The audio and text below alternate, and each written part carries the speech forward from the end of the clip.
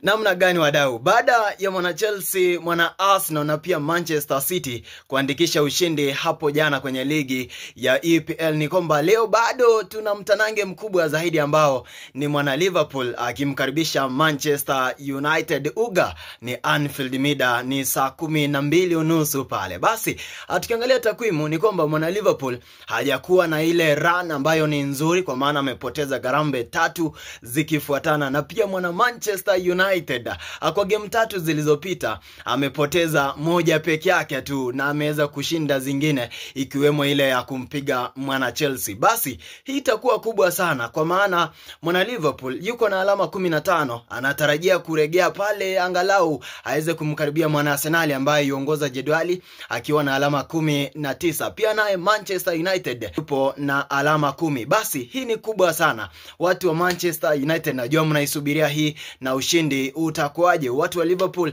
pia nanyi nipe matokeo ama ubashiri wenu, igarambe itakwendaje baada ya dakika 90 pale.